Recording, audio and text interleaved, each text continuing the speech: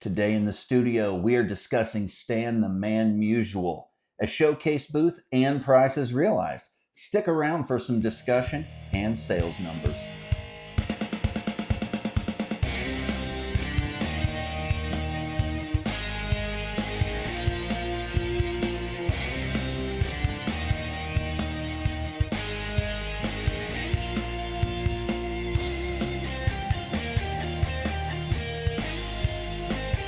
Welcome everyone. Thanks for watching Rumors at R.E.D.S, the show that's discussing all things flea market related from here in Farmington, Missouri. My name is Josh Young, and along with me is my co-host, Delbert Crenshaw. Thanks, Josh. I want to say welcome back to everybody watching Rumors at R.E.D.S, whether you're a first-time viewer or if you're coming back for more information.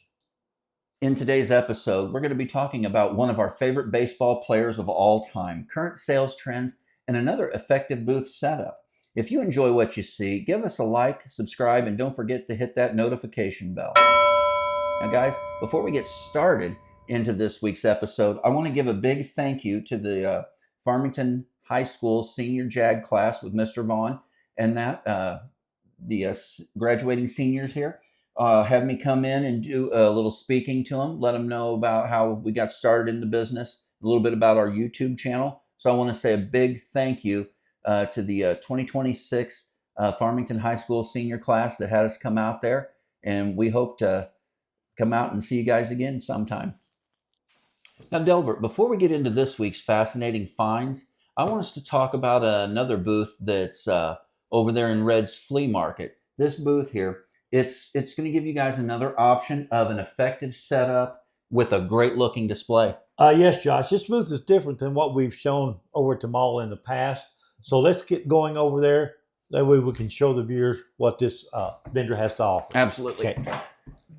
Guys, we are here in R.E.D.S Flea Market here, and we're going to show you now one of our booths that we really like.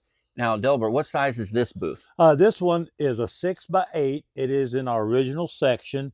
And this particular vendor, he has a collection of figurines, wrestling figurines, DVDs, VHS, so forth. So yeah, so Josh, kind of a media booth, right? Yes, and this is a little different than the media booth we showed you a few weeks ago when we were setting the Elvis stuff out. So with it being a 6x8, last week we showed you two 8x8s that had the divider missing, and so with this one being a little more narrow, we wanted to show you a nice, effective, good setup, and what you can do if you're specializing in an item. Yeah, this setup is a little bit different than the booth previously, but for one, it's a little smaller, and it's more of a, like you said earlier, a media style booth and collection booth.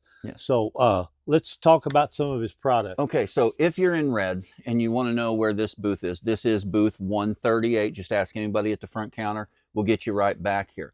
And what we thought was kind of interesting is to maximize space, he's got these shelves here, but he's also got pieces on the wall of the shelf. You want to tell them a little bit about that? Yeah, over here on the end of his first shelf, he's got these pins, collectible pins. Like this is Dick Tracy. Here's some more pins, Dick Tracy. Here's some small figurines. And so he's making a whole lot of space available with what he has. Yes. So that's a good way to maximize a wall that you would normally think, oh, it's just a wall on a shelf. Right. But he's using that as display. And you can see this as soon as you walk in the booth. Right. So then when you come in here, these first two shelves here, as you can see, he's got a few VHS on here. He's got some DVDs. He's got some wrestling photos, including Hulk Hogan here, who's got that new Netflix documentary out. So if you got time, you might give that a watch. But we've also got some pop star music cards on here. And then we've also got some figures on a shelf. Right. And then some books. Right. And then down here, Laserdisc. Laserdisc. Right. Porky's. Excellent movie. Excellent movie. Yeah. Very, very hilarious movie. So he's got these laser discs. So now, as you can see, he still has room to put more stuff in. But he has it arranged to where, wow, it's easy to see. You can see the titles here. And up here, he's got some more. Yep. So like he put some VHS sets up here. That way you're taking full advantage of the top shelf with something that's not going to be thin and knock off. These here, if you notice, some of these VHS, they're not just your regular average titles. He's got some of the old box style because these are more collectible VHS. It's not, I mean, you'll want to watch them as a movie, but there's a lot of VHS collectors. And so this style of VHS is actually kind of popular. And moving down, you get down here and you've got some more wrestling pictures. We got Mel Tillis, that signed 8x10 that we featured a few weeks ago. Yes, we did. We got some more music cards. And then coming down here, it looks like we've got some additional trading cards here. We got some wrestling. We've got, looks like maybe some Pokemon and some comic book ones. And then looks like we got some stickers, Delbert. Yes, we do. We got some stickers here, you know, some ET stickers, some R stickers. There's some more ET, STP, specially treated petroleum products, and some, you know, more STP. So as you notice, guys, he didn't just lay them out everywhere. He has them put in little containers. That way it's easy to keep together and maybe won't wander off as much. Josh, I see some records down there too. Yeah, so we've got a nice milk crate here that's got some of the old 78 records in there. And as you can see, he's got them set there so you can still flip through them and it's not taking up a whole lot of space. And between these two bookshelves here, there was a little open peg space. And so he took and he ran some peg hooks here with some toys. And that way, that space is not dead space. It's still perfectly usable. And then, of course, then we got, as you're coming around the corner there on the wall, that's basically almost all VHS there. Right. And it's good selection too. Really good selection. And since you've got a little bit of space between the two shelves, he also threw some action figures in here on some peg hooks. That way you're taking advantage of that. And since he thought it would be easier to go up, you can't go wider. It's always easier to go up. And so he's put a little shelf there, laid it across there on its side, and he added wrestling figures and toys up top and still put some additional pictures in there. Now, Josh, I see he has some shirts up here, and he's got them displayed really nice with this rack, this kind of clothing rack. And so he's got probably a dozen shirts or so here. Yep. And as you can see, it's the angled slats on here as well. That way you can hang more than one and they're not all just jumbled on each other. Right, yeah. It's actually on a nice display here to where you can flip through and see what's in what there. it is, you know, and the price. You know, got them tagged real nice. Yep. You know? And of course, he's got a lot of wrestling shirts because, once again, specializing in wrestling and media. And now, Stripes. Right. Yeah. And that good movie. Very good movie. Yeah. But see, as that nice angle on all this makes it nice and easy for everyone to see. Now he does have some comics here, you know, and he's using the milk crate thing again, you know, which is nice. He's got a nice movie poster here that you can see. He's got some caps and figures. So he has really used this 6x8 booth very nicely. He's got it very well organized. Very well organized. And he's made use of all the available space. And again, it's easy to shop. You can shop both sides. You can shop the back. Yeah, see, as you noticed, guys, Delbert and I were both standing in the booth along with cameraman Rick.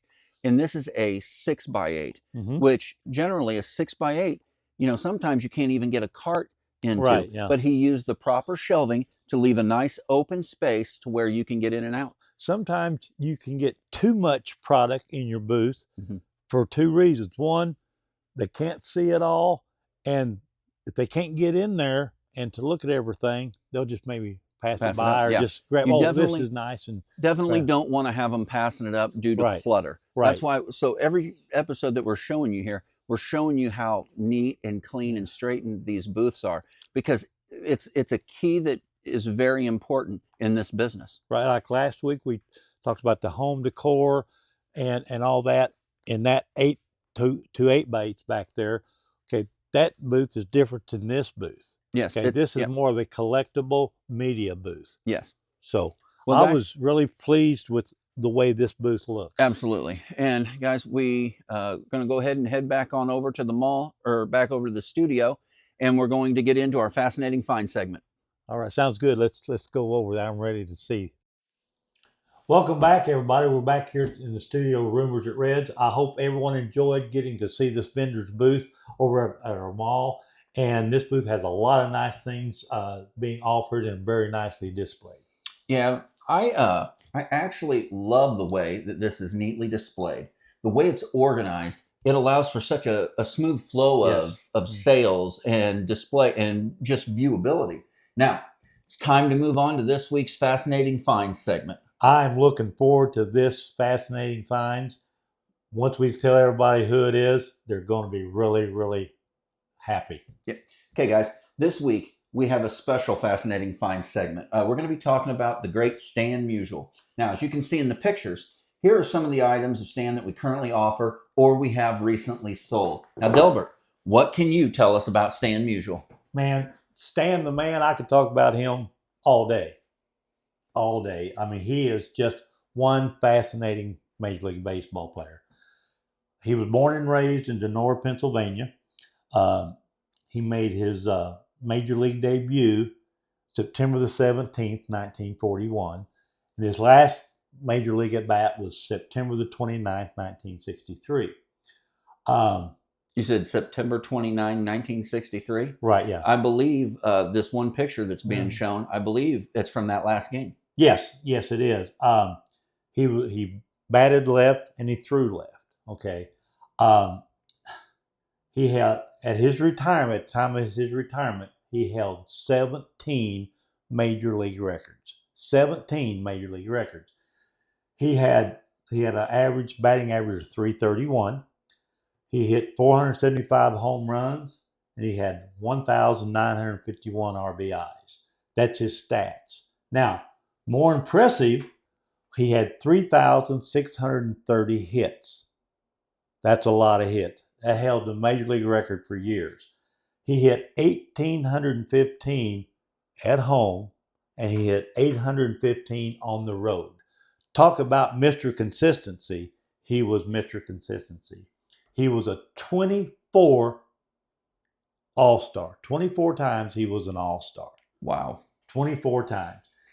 He was a 3-time World Series champion in 42, 44, 46. 3-time MVP in 43, 46, and 48. And he was a 7 times batting champion. 7 times. That is some serious stats. Oh, he was a 2-time National League RBI leader in 48 and 56. Excuse me, his number 6 was retired. He's in the St. Louis Cardinal Hall of Fame, and naturally he's in the Major League Hall of Fame. He was inducted in 1969 on the first ballot at a 93.2% voting. Wow. Yeah, very high. And he was on the all-century team of 100 ball players that's ever played in a major league team. He was on that all-century team. And in one of the greatest honors he ever had, I heard him talk about it quite a bit, was the Presidential Medal of Freedom. That meant more to him than basically anything else. Now, he was also a United States Navy veteran. He enlisted in January 1945. Right in the middle of his playing career. Right in the middle of his playing career. And so he lost some time there, but he wanted to serve his country.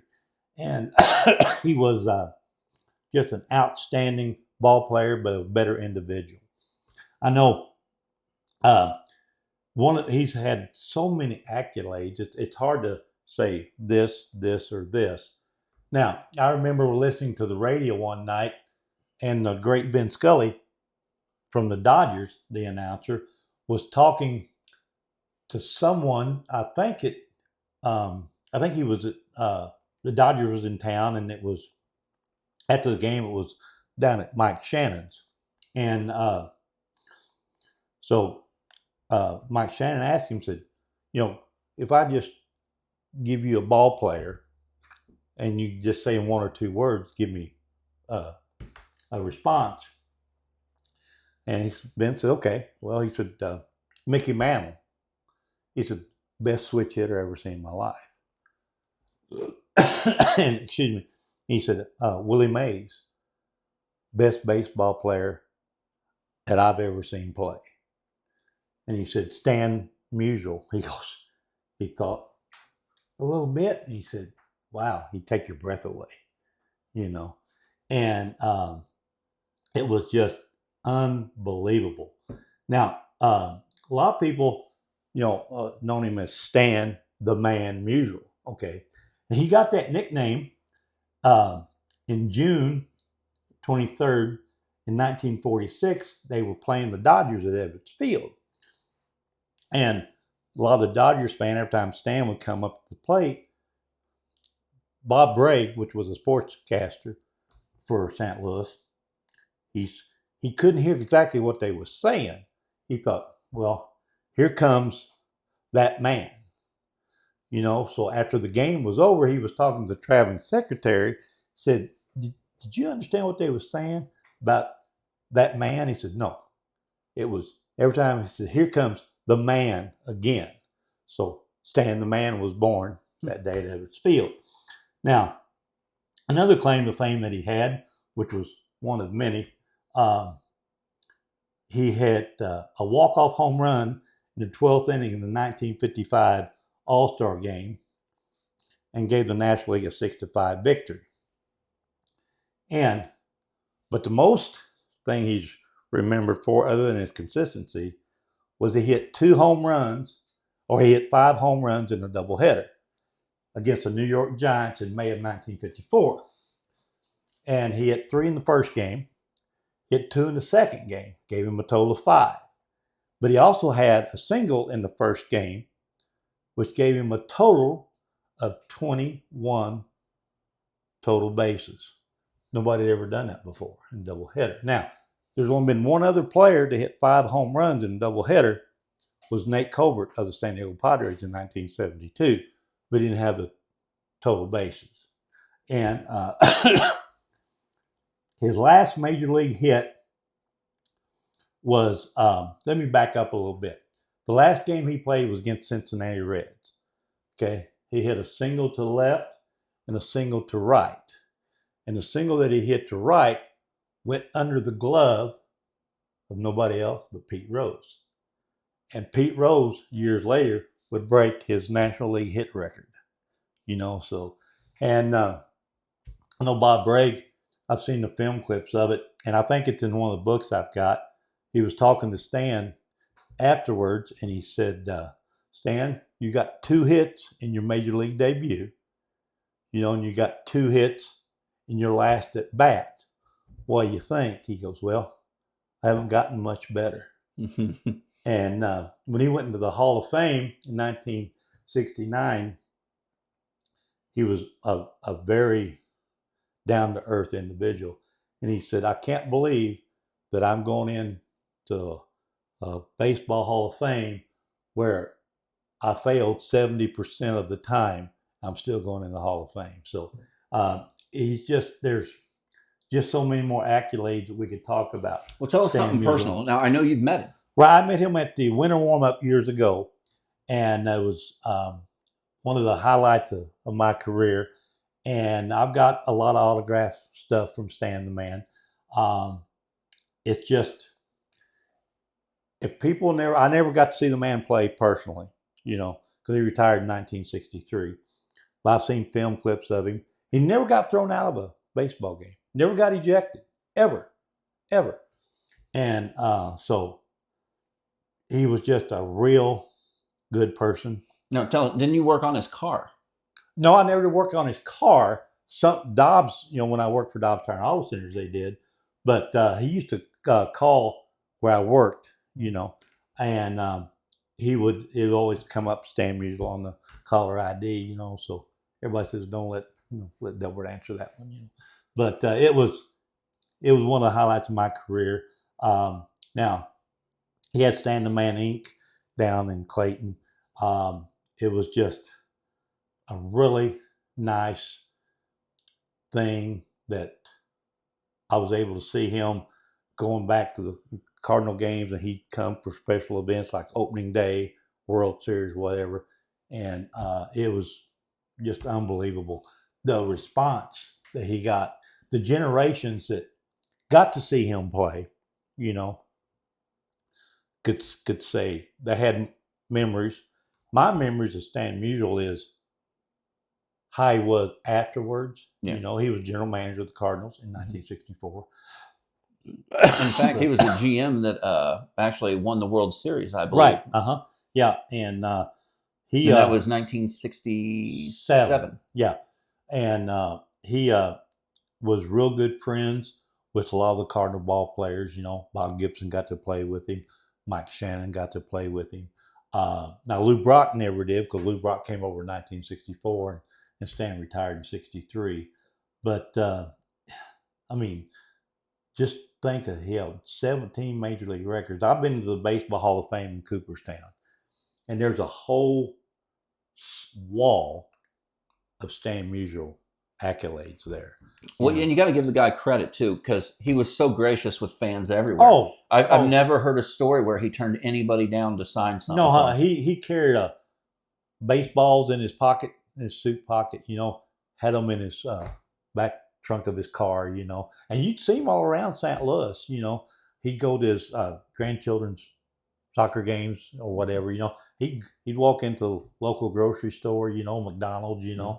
And Bob Costas gave the eulogy at his funeral, and he said that there's never been a more perfect ball player, because he's got a statue downtown. Here stands a perfect player, a perfect warrior. And when he had his last at bat in St. Louis against the Cincinnati Reds, Harry Carey was making the call. And he said, folks, take a long, hard look.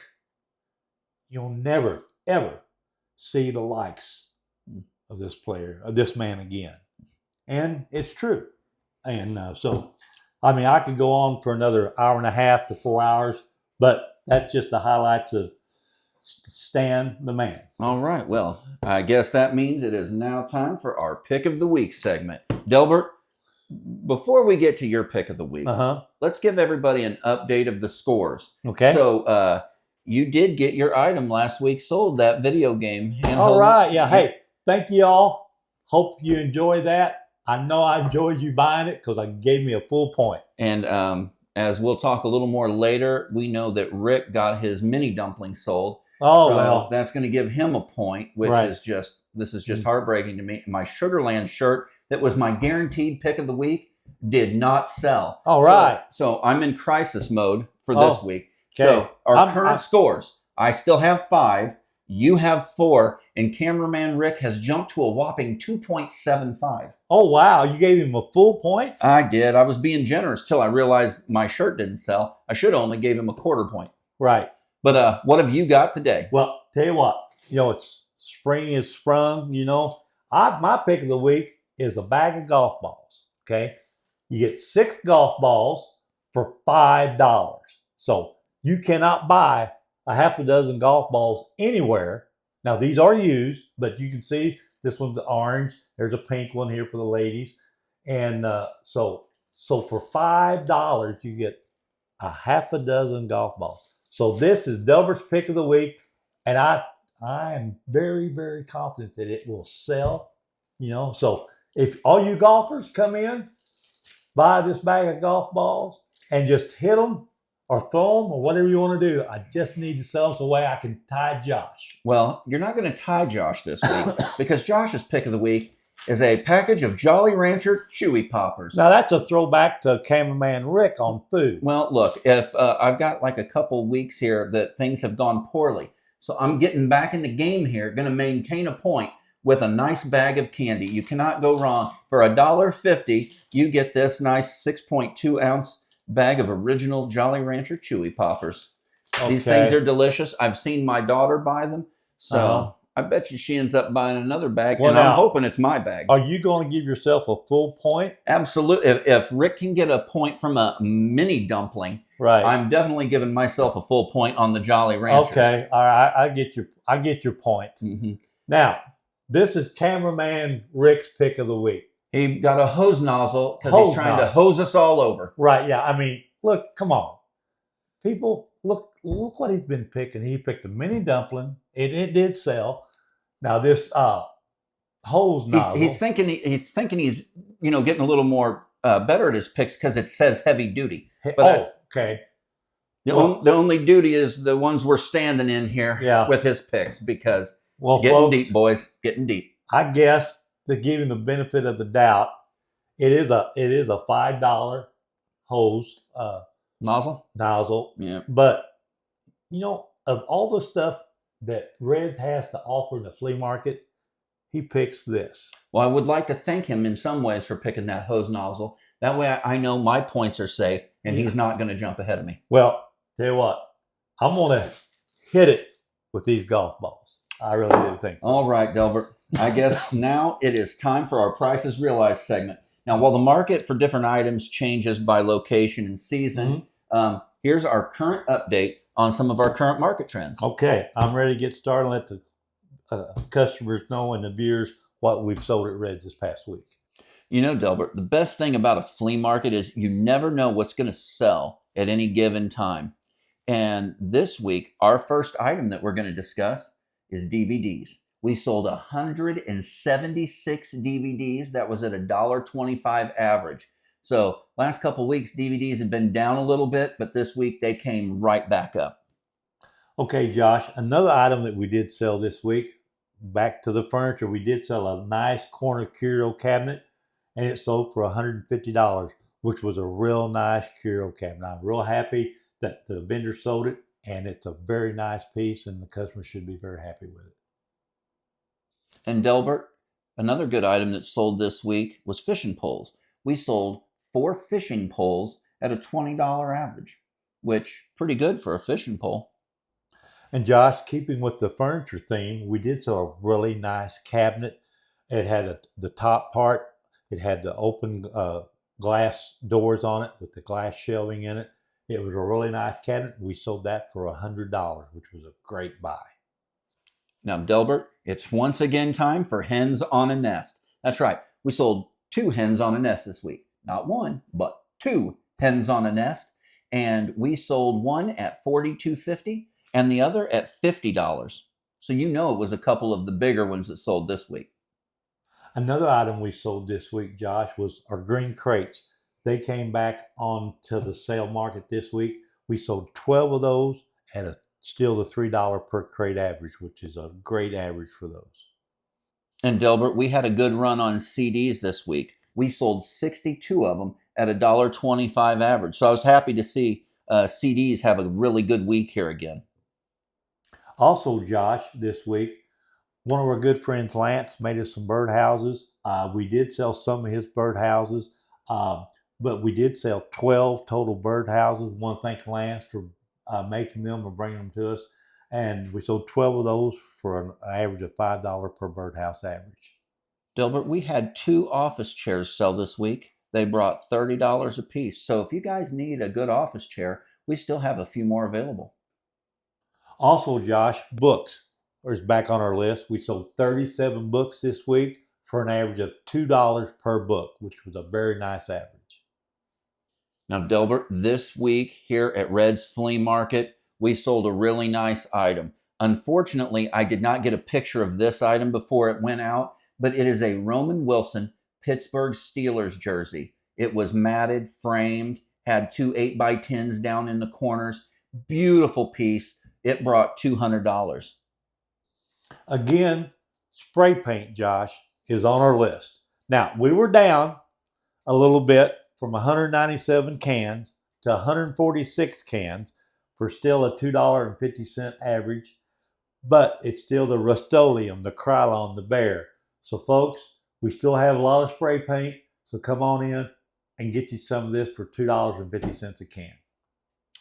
Another interesting thing that sold this week, Delbert, was some black plastic shelves. So sometimes when vendors come and go, they'll sell their supplies or shelving when they go to leave. Well, we had 2 of the big black plastic ones that kind of pop apart and you can fit them back together. We sold 2 of those at $20 a shelf, which was a really good buy because I think they're almost triple that in the big store. Also, our construction supply booth sold another 14 sheets, Josh, of camo sheet metal. And we sold 14 of those for an average of $33.75 per sheet. Now, Delbert, I know you told us in the last episode you don't wear the Avon cologne, but we've been selling a lot of bottles of Victoria's Secret body spray. So, guys, if you need some Victoria's Secret body spray, it was $9.95 a bottle, and we sold 6 bottles this week. So, if you want to smell good, come on in and get you some. Another nice item on this week's list was the LED shop lights. Not the 1-pack, but the 2-pack. Now, the 2-pack, we sold 13 of those for an average of $14 for the 2-pack. Decorative baskets, Dilbert. That is something we talk about, and we sell a ton of baskets here at R.E.D.S Flea Market, guys. We sold 26 decorative baskets this week, and it was a $6 average. Normally, when we're discussing this, the average had been $5. So people were really coming in this past week and buying them, and buying the more expensive ones to push that average up. Okay, Josh, our mini dumplings. Okay, the regular size and then mini dumplings are very hot. We sold 9 of the mini dumpling at $6 per dumpling. Cameraman Rick sold one of, that was his pick of the week last week. So I'm glad that the vendors sold 9. I'm a little upset that Cameraman Rick got a full point for his mini dumpling, but I'll live with it as long as my pick sells this week. Now, Delbert, I know you're getting excited there about those mini dumplings, but I can tell you one even better. 35 of the regular size dumplings sold again this week. That's the same as last week. 35 last week, 35 the week before. Guys, that's a total of 70 dumplings that's sold. He is almost out at $12 a dumpling. They're flying right out of here. So if you need one, you better get them this week, because I can't guarantee that we're going to have any more beyond that.